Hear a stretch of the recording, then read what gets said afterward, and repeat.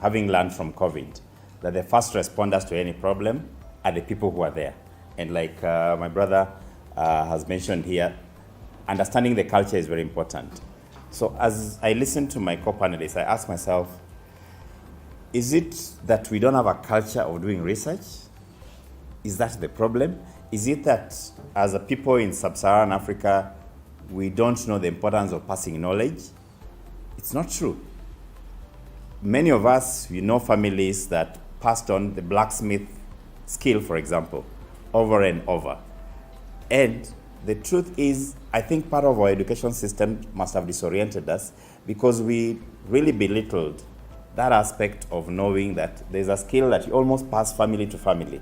Because then as you do it, if I'm introduced into how to shape, an equipment at 8 years of age, by the time I continue doing it until I'm 50 and I'm passing it to my child will have learned it and they will do it better because they will have innovated. So I think we must demystify, it's not a problem of our culture. I think maybe it goes into what you're asking. Are our policymakers ready to listen to experts? Someone was giving an example that if you are in Japan and you're doing elections, if the election person says, this is how you should do it, or you're drafting a constitution, once the expert says it, that's it, everyone listens. But a lot of people here, we all must speak. In Kenya we say the Wanjiku. If Wanjiku can trust the expert, and yes, still express their concerns and let the expert unpack it. So I think that is where we need to get to. But do we wait for the policymakers to build this culture? I think that those of us who are meeting here, and for me, this convergence in this conference is living out my purpose, is living out the reason why we exist as Africans and why we needed this. That we come here, I'm really hoping that the next conference and going forward, when someone presents their evidence, critique it. Be able to say, I think the methodology doesn't make sense. So you cannot arrive at this. I say there must be a difference between witchcraft and science. Witchcraft is, if you say this and this, then I've reduced this number of. If I cannot repeat what you did methodologically, step by step and end up with your result, that is witchcraft. So the science that my brother is saying here is not the science of using test tubes and all that. He's saying, can you be systematic in saying what you did?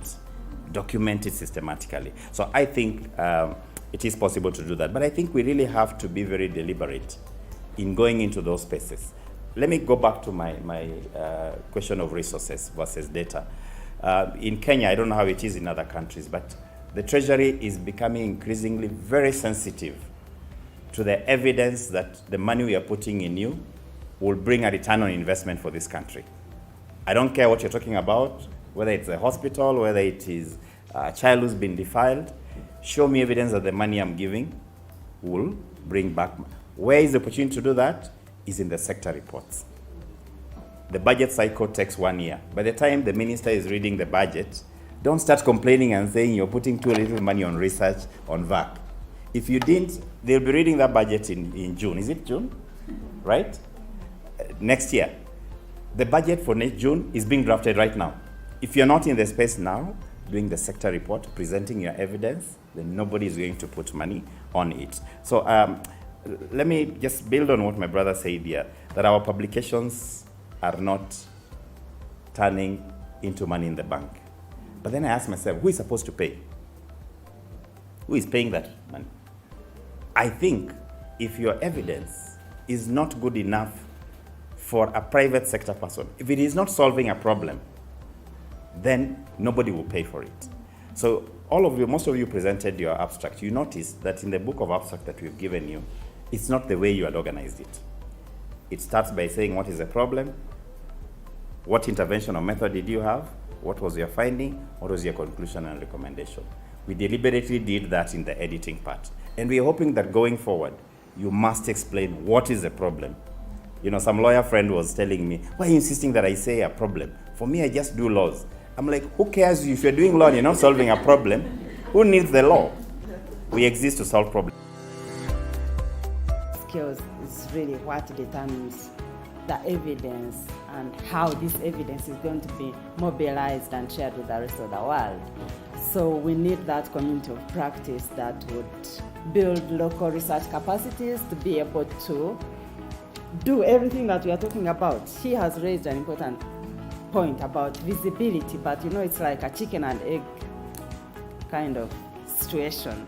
You cannot be visible unless you have the skills, and you cannot have the skills unless you're visible. So I work with Shimin on a journal. We are editors of a journal. It's called the International Journal of Child, Youth and Family Studies, and it's an open access journal, so anybody can submit and publish for free.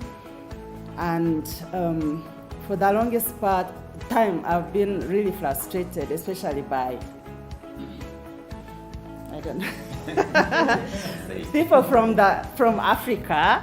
We call upon you guys we invite you to come and review manuscripts submitted by Africans, and most of the time, like 99.99% of the time, people decline. Nobody wants to review.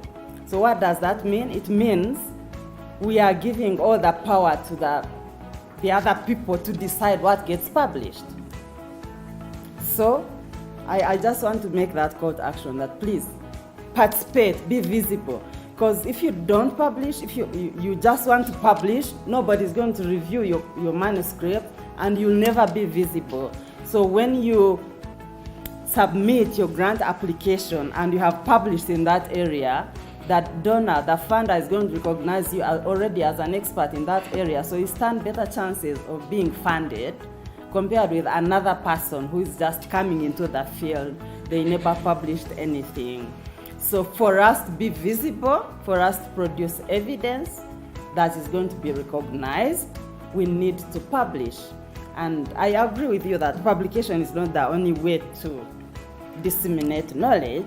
There are other ways. If you don't want to publish a journal article, you can publish an infographic, you can publish a comic story. There are so many ways of mobilizing knowledge. You just don't have to be stuck somewhere and saying, I've done my research, I know the facts, and I'm keeping them in my office in the shelf. So that one is not going to help anyone.